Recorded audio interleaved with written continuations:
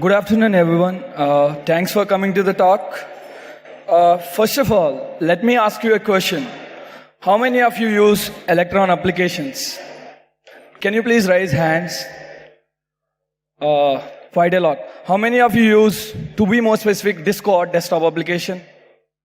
Microsoft Teams, Slack, Twitch, VS Code. So most of the people here use Electron applications, right? What if I told you that I could have hacked or owned all of your computers just by sending a link or a message? Isn't it scary?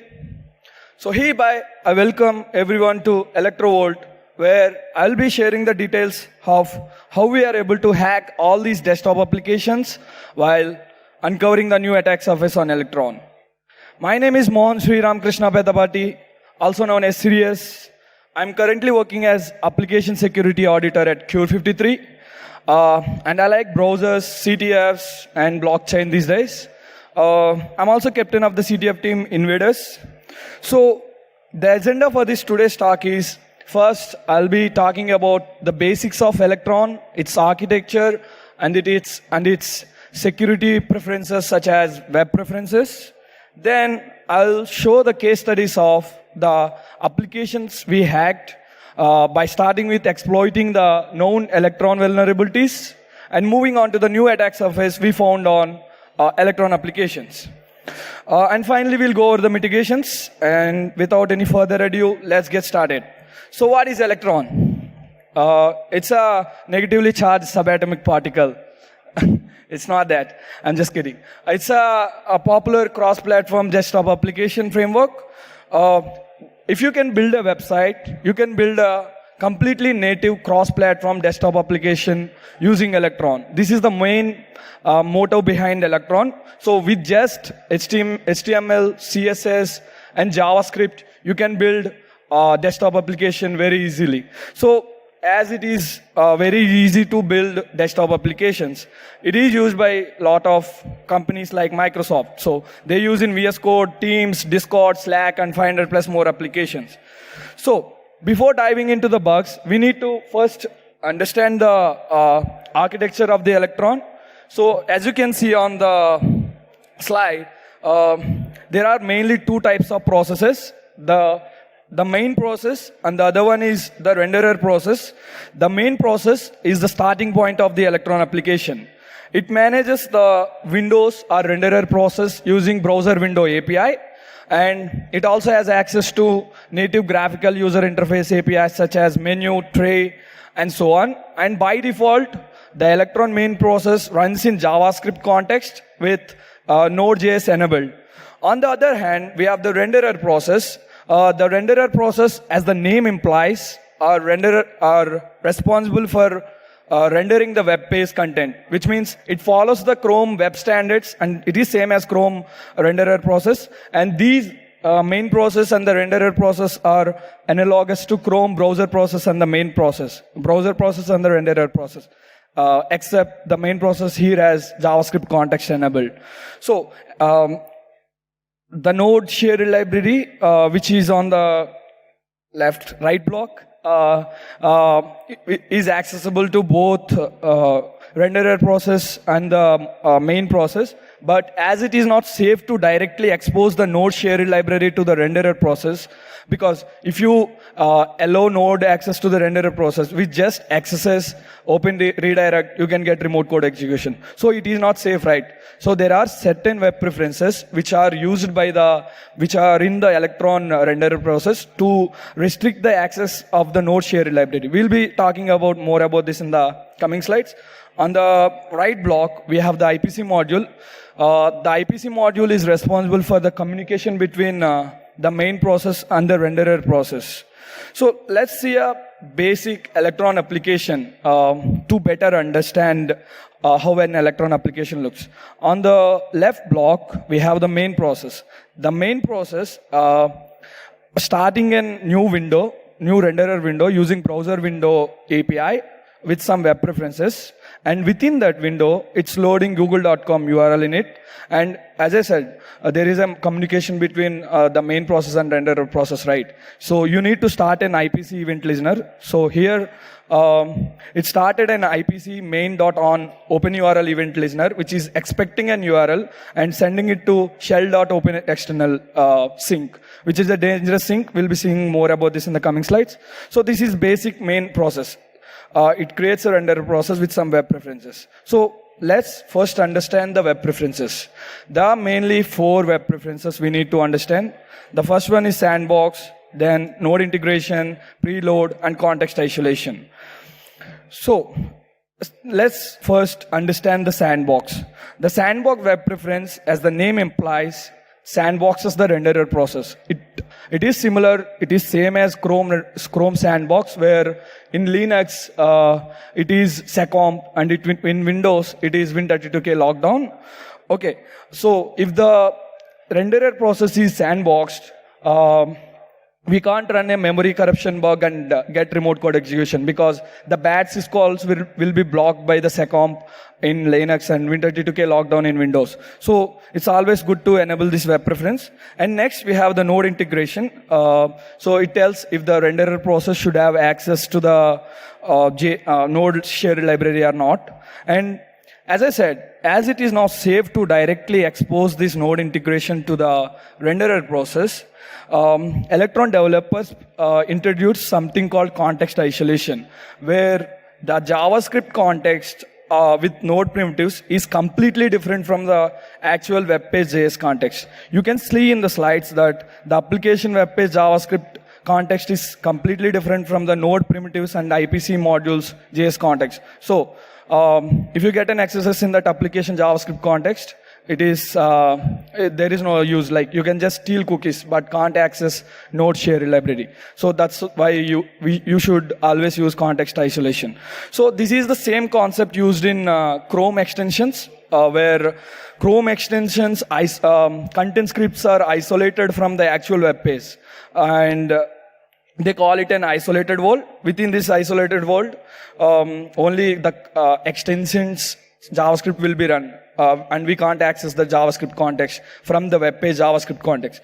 So within that isolated context in the Electron, the preload scripts will be run.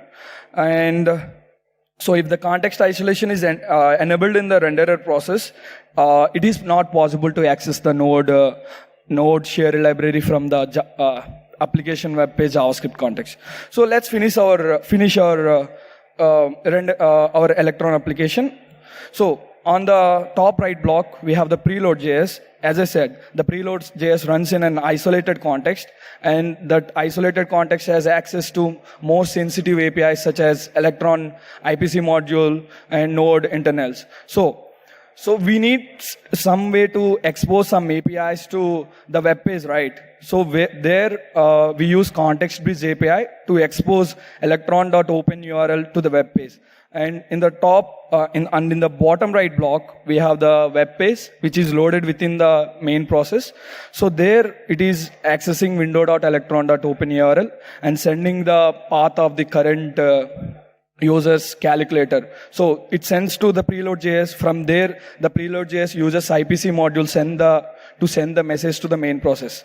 So there it will execute that URL in shell.openExternal, which means it will pop a calculator, because it is a dangerous sync in Electron, where if you provide the part of the current directory binary path, it will execute that. So the least restrictive the web preferences are, the more vulnerable your desktop application will be. So you should always enable sandbox, disable node integration, and enable context isolation. As you can see on the slide, the browser window is created with sandbox disabled, node integration is enabled, and context isolation disabled. This is the least restrictive Electron application. So XSS in this Electron application will be equal to RCE. So it is never good to use these web preferences. So throughout this talk, this is our attack surface. We are attacking the renderer processes of the Electron application where our JavaScript will be run. So we'll use XSS, open redirects, deep link misconfigurations and all to exploit this renderer process. And finally, our goal is to get remote code execution. So we are going to start by abusing the least restrictive Electron configurations and then move on to complicated exploits. So to make slides neater, let's use these terminologies. Okay, let's see our first case study. So assume an Electron application where it's using the node web preferences, node integration is true, context isolation is false, and sandbox is false, which means it is the least restrictive web preference, which means XSS is equal to RC, and it is a bad Electron application because it is very easy to get shell as node is exposed in the renderer and it is not sandboxed. So we just need to find a way to embed our JavaScript. We don't even need an XSS there. We just need to find a way to embed our JavaScript and get remote code execution. So this is where we are in the architecture. The red circle is showing the renderer process where it is not sandboxed and IPC modules and node shared library is directly available. So let's see the first case study using these web preferences. Which is VS Code RCE bypassing restricted mode. With this bug, we were able to achieve remote code execution in VS Code when a victim opens a markdown file in an maliciously crafted VS Code project or a folder, even in restricted mode. So the summary of this bug is VS Code allows rendering of markdown files, you know, right? In an iframe with protocol VS Code -WebView. So, but with a strict CSP, which means you can't get the XSS and most restrictive web preferences. So there is sandbox enabled and node integration is disabled. But the main window of the VS Code, which has node integration enabled, uses an interesting protocol handler named VS Code -file, which works similar to the Chrome file protocol, but the catch here is the VS Code -file handler protocol allows the navigation from the cross origin. So the idea is to, if we can find a way to embed our JavaScript, we just need to create an HTML file in the victim's computer and navigate to that HTML file using VS Code -file protocol, and there we can have access to node integration and pop the calculator. So this is the complex attack chain we use to get remote code execution in VS Code. So I'll try to explain, but you can find my blog and there you can see the full exploit and write up about it. So let's see. So when a victim opens pawn.md file, so it redirects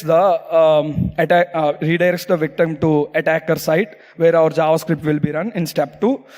Then I forgot to tell you that the green color window is the most restrictive web preferences window. There sandboxing is enabled and node integration is disabled. Here it is very hard to get remote code execution. But the window which is in red has node integration is enabled and sandbox is disabled. There we just need to find an XSS and use node modules and get remote code execution. So we are in step 2.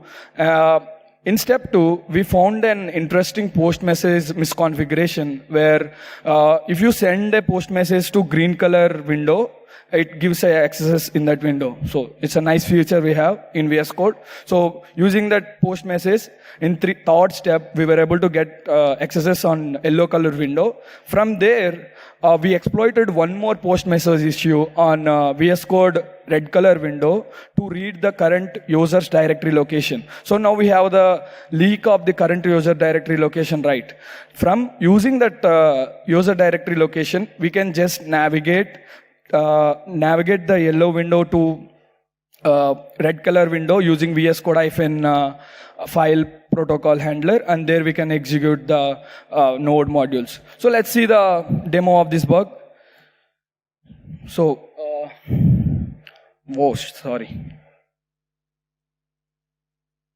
So victim opened a VS Code markdown file. It rendered and popped the calculator. So that's a nice bug which uses least restrictive web preferences, right? So let's increase the restrictiveness a little bit more. Now assume that the context isolation is enabled. which means we can't directly access the node modules. So in the previous bug, we used node module require child process and get access to system calls, right? Now we can't do that because context isolation is enabled. As the context isolation is enabled, we can't access node module. So there are two ways to exploit this bug. We can either use a renderer exploit, which means we use a V8 exploit to get remote code execution because the sandbox is disabled, or we need to somehow find a bug which is not available, which is disabling context isolation somehow.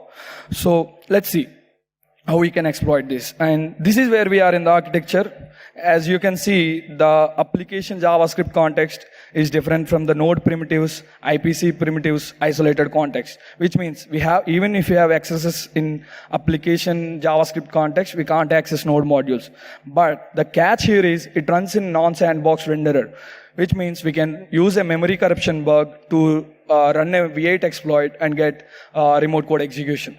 So let's see the case study 2, which uses the Discord. The Discord is using the same web preferences where node integration is disabled, context isolation is enabled, but the sandbox is disabled on the main window, which means we just need to find a way to embed our JavaScript and run the V8 exploit there and pop the calculator. So at the time, it was using Electron 12.4.1, which means it's indirectly using an old version of Chrome. And Chrome usually has a lot of V8 exploits, JIT exploits. V8. So we found an XSS in one of the iframe embeds, but the thing in Electron applications is the iframes are usually sandboxed, which means we can't run the V8 exploit and pop the calculator. But we found an Electron new window misconfiguration. Using that new window misconfiguration, we opened a new window. So we are escaping that from that new window and navigating that window to our exploit. So there we don't have sandbox enabled. So there we can just run V8 exploit and pop the calculator. Let's see the case study, demo of this bug. So as you can see on the video, I'm pasting a link and it's rendering a video, and whenever a victim clicks on that link, it creates a new window, and in that window, the V8 exploit runs and pops the calculator. So that's the Discord RC. That's fun, and Discord paid us $5,000 bounty, even for that nice exploit. If you sell that exploit, you'll get a lot more than that. Discord fixed it by fixing the new window misconfiguration, and they upgraded the Electron version. So that's fun, right? Let's increase the restrictiveness a little bit more. Now the sandbox is enabled, which means even with the JavaScript execution, we can't run a V8 exploit and pop the calculator because it is sandboxed by seccomp in Linux and Win32k lockdown in Windows. So we can't access bad syscalls like open, write, execv. So we can't pop any calculator with that. So, and also the node modules are not exposed in the renderer. But as you can see, the context isolation is disabled here. So can we use that context isolation disabled window and leak Electron internal modules such as IPC? And using that IPC, even though our renderer process is sandboxed, can we make the main process to do bad stuff for us? Let's see. So this is where we are in the architecture. The whole application JavaScript context, preload JavaScript, and Electron internal code all run in a single JavaScript, V8 JavaScript context, which means we can mess up Electron internal code and leak IPC modules and other modules from the renderer process. So let's see the ways to get shell in this renderer process. From Electron version less than 10, there is this module called remote module, where from the renderer process, if you send a JavaScript to the main process, it will execute that main process. It will execute the JavaScript there. It means you can just send a Node.js and it will execute there. I don't know why they developed this remote module, but So it's like a sandbox bypass, right? We are sending a JavaScript to the main process, and the main process is executing your Node.js in a non-sandbox renderer process where Node is available. So they obviously thought it's not really good to have this remote module, and they put it behind an flag, which means the Electron developer has to explicitly enable it. So if the application explicitly enables it, you can use this remote module to pop the calculator, or you can use an IPC misconfiguration, which is similar to the remote module. And I'll be talking more about this in the coming slides by showing an exploit in Microsoft Teams. So now the latest Electron versions is completely removed the remote module, which means we can't use the remote module at all because it is not safe at all. So they removed it completely. So here the ways to get the remote code execution is find the Electron specific IPC misconfigurations or application specific IPC misconfiguration. So we need to, even with the context isolation disabled, we need to somehow mess up with the Electron internal code and leak the IPC module. So this is the gadget we used to leak the IPC module. This kind of attack was first introduced by my colleague Masato Kinugawa. So he was the one who found the context isolation. He was the one who is responsible for Electron developing context isolation. And so using this prototype pollution gadget, we can mess up with Electron internal code and leak the IPC. So with that leaked IPC, what we can do is, so here you can see we are leaking the webpack require, and we can get access to all the Electron internal modules. You can find more about this in my blog. This is a little complicated to understand on the slides, but if you can debug and see in the Electron, you can understand the prototype pollution gadget. It's just messing up with the Electron internal code and leaking the IPC module, which is useful for us to talk to the main process directly. So let's see our case study 3, local file read in Microsoft Teams. So it was using the latest version of Electron, which is Electron less than 15. There, the remote module is completely removed, so we can't use remote module to get remote code execution. And we need to find an XSS, right? We found an XSS in one of the renderer where if you send a message to the victim, you can pop the XSS there. So we found an ODE in CK editor. This is the CV for that. So the XSS where we are in has node integration disabled, sandbox is enabled, but the context isolation is disabled, which means you can use the prototype pollution gadget to leak the IPC using the XSS and send an IPC to the browser process, which can read the file path, which can read the file in the local victim's computer. So there is this Electron internal IPC misconfiguration where the main process is listening for Electron native image create thumbnail from path. So if you send this IPC message to the renderer process with a path to the file you want to read, it will read that file and send it back to you. How fun it is. Like, it's a sandbox bypass, right? So this is the demo for that bug. When we paste the message to the victim, like when you send a message to the victim chart, it will open a new window and leak the JWT token of victim's Microsoft Teams, and you can do account takeover. So this is fun, and Microsoft paid $3,000 bounty for this. And let's increase the restrictiveness more. Let's increase the restrictiveness to the most, which means we disable the node integration, enable the context isolation, and sandbox the window, which means this is the most restrictive web preferences in Electron, and it is very hard to get remote code execution here because its sandbox, context isolation is enabled, and node integration is disabled. So this is where we are in the architecture. So as you can see, the process is sandbox, there is an isolated context and stuff. So is it like a XSS in a browser? So in XSS, if you have XSS in a browser, you can just steal cookies or do some CSRF and stuff, right? but in Electron, the scene is different. Electron is a bit different from the Chrome, as it is a combination of framework layer code and browser code, right? So you can mess up with the Electron added code and get to do some stuff. And we'll see them in the coming slide. And this is where our actual talk starts. So let's see our first case study. We reported to the Electron Foundation, and they fixed the bug and gave us this CVE, which is enabling node integration in subframes from compromised render. So let's first understand what is node integration in subframes.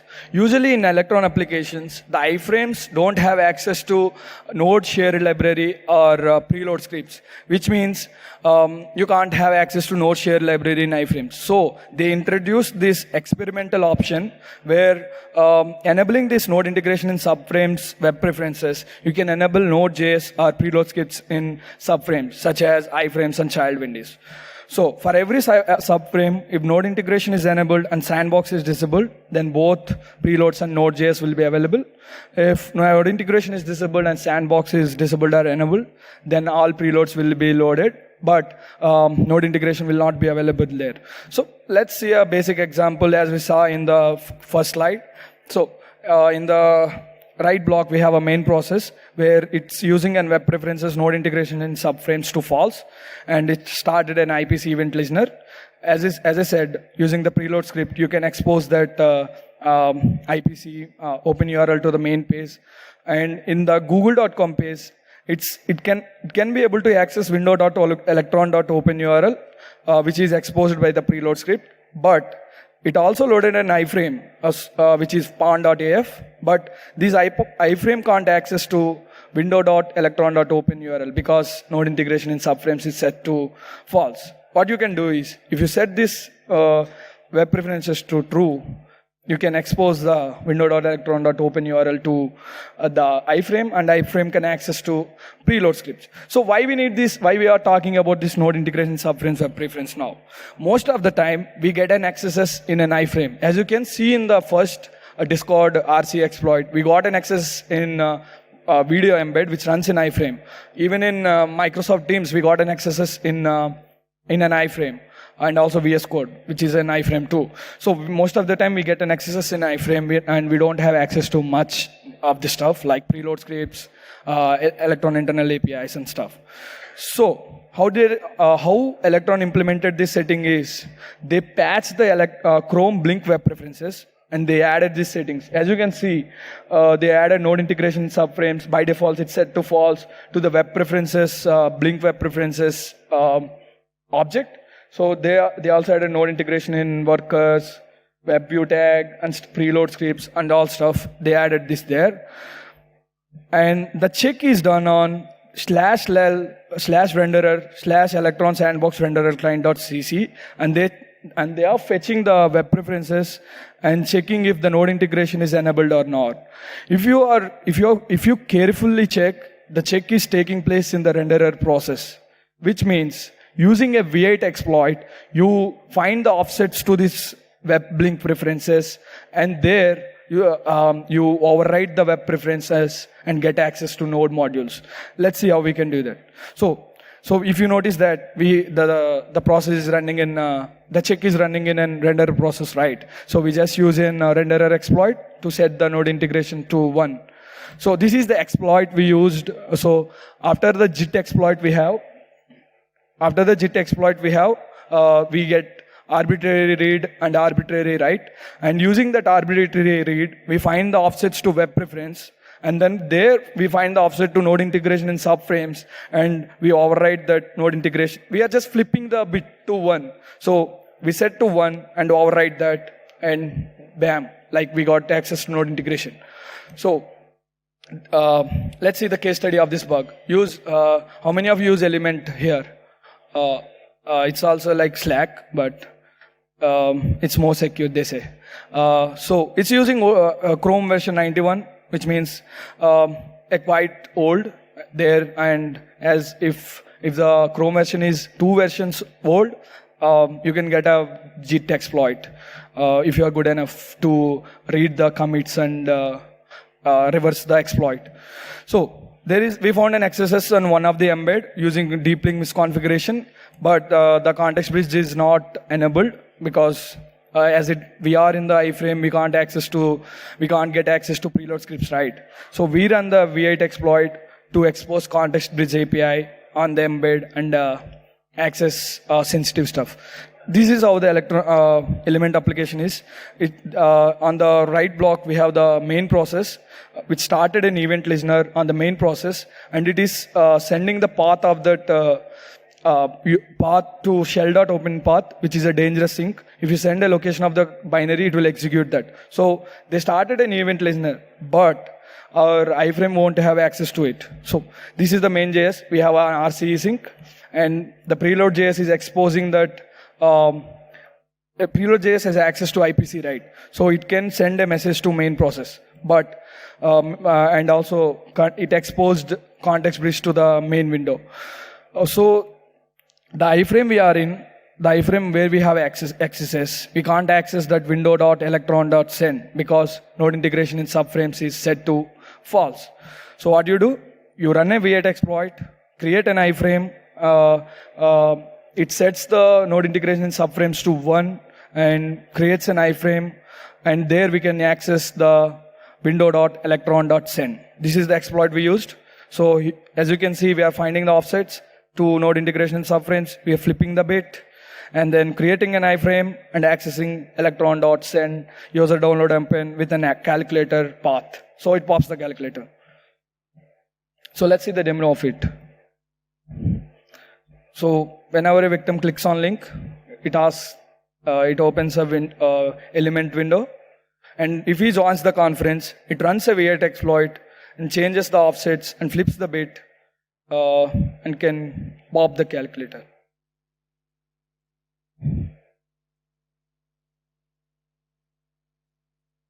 It's still running the exploit. So it runs the exploit and pops the calculator. So this is the final part of our talk. Let's increase the let's see one more case study. Now, can we disable context isolation?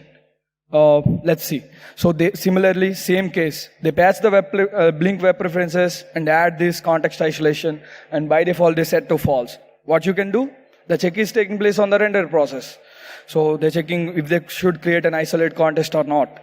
So if you can flip this bit, you can just enable the context isolation. So same story. Use a V8 exploit and set the context isolation to false. You find the offsets, flip it, and pop the calculator. So this is an RC in an undisclosed app. They didn't allow us to disclose, and they paid an hefty bounty to not disclose this bug to public. So in the main process on the right block, we have a open external IPC event listener, which is sending URL to dangerous sync of Electron. So this is the exploit scenario. We have the main JS where we have an RCE sync, and preload JS can access this, and also the main window website, but our XSS can't access this, which means we use node integration in subframes exploit 0 to 1, and no, we can't access because now we don't even have, sorry, I forgot to tell something. Here, in the preload scripts, they are checking if the URL should be HTTP or not. So if you send an URL with file protocol, it won't allow us to open it. So we can't use the previous node integration in subframes exploit. So what you use a stage 1 V8 exploit to enable disable context isolation, and we redirect to prototype pollution gadget window, and there it can leak the IPC and directly access the main process. So we are not going through main window website, preload script, and Node.js. We are directly sending the IPC to the main process because we are able to leak the IPC directly. So this is the exploit, similar story, and let's see the demo. So it's trying to find the offsets of that web preferences, and after finding the offsets, it will overwrite the context isolation object, and we can pop the calculator. So these are the offsets. You can find full exploits on my blog. this is about the exploitation. Let's see the mitigations about these bugs. So there is a noticeable patch gap between Electron applications and Chrome because if there is a JIT bug in V8, they update immediately. But Electron takes some time to update the Electron version. And also the actual the Electron application like Discord, they are so backlogged. They won't update this JIT exploit, which means all of the Electron applications you use are vulnerable to JIT exploits in V8. So you always have a renderer exploit. It's always good to update your Electron application time to time, and enable all the security flags and mitigate all the web application security vulnerabilities such as XSS, open URL redirection, even on all the subdomains. Don't implement sensitive IPCs. So we used sensitive implemented IPCs to pop the calculator right. So don't use that. And that's it. So in epilogue, we were able to achieve remote code execution in 20 different Electron applications like JupyterLab, Mattermost, Rocketchart, Notion, Basecamp, and many more. So this is the research team, me, Aditya, William, and Max. And thanks to the other collaborators, Uday, who helped me in V8 exploits, Sergi, who helped in XSS, Terchang, Masato, and Harsh Jaiswal. So, any questions? So, if you want to test your Electron applications, you can mail this. You can find it. You can send a mail here. Any questions?